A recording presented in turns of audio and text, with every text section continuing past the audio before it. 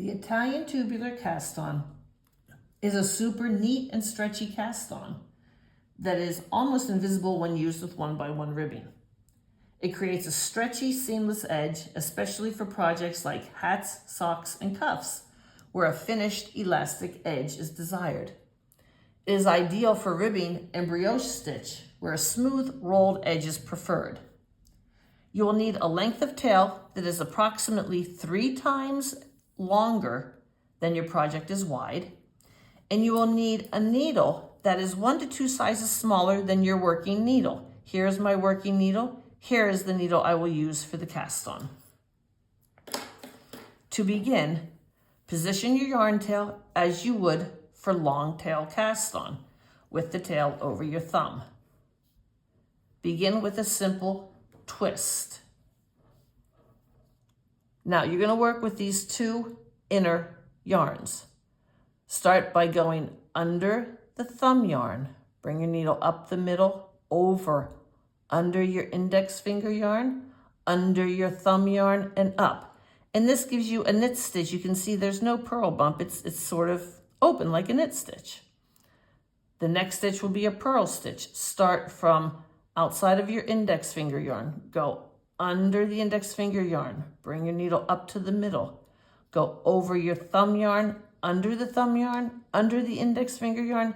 Bring your needle up, and you can see I have this little bump there. That's your purl stitch. So I'll do the knit one more time. Starting from outside the thumb yarn, I'm going to go under the thumb yarn, over the index finger yarn, and under both yarns, and bring my needle up.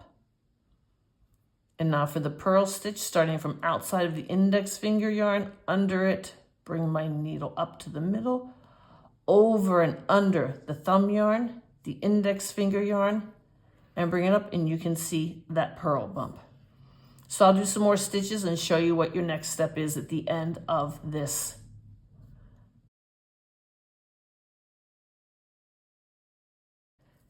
Now I'm at the end, but I'm not done. You have to first twist your yarns so that your tail wraps around your working yarn, and you want to hold it tight, and you need to turn your work. Now what you want to do is you have to do 2 foundation rows. I ended with a purl bump. So on this first foundation row, what I need to do with my working yarn is I have to knit all my knit stitches through the back loop, and then I bring the yarn to the front and slip the purl stitches with the yarn in front. So I ended with a purl stitch on the other side, which means it's a knit stitch on this side. So I will knit it through the back loop. Then I will bring my yarn to the front of my work between my needles and slip the next purl stitch. Bring it to the back and knit through the back loop. It is only with this first foundation row that you have to knit the knit stitches through the back loop.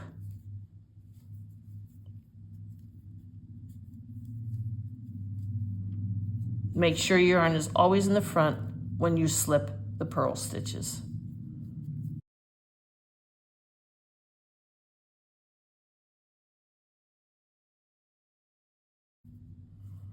Now you have to do your second foundation row.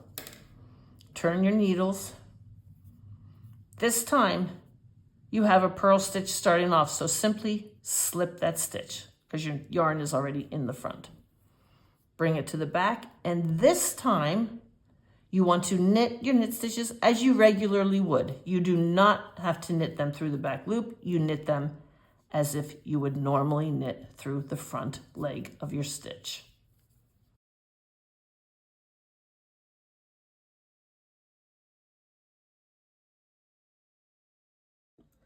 And that's your Italian tubular cast on.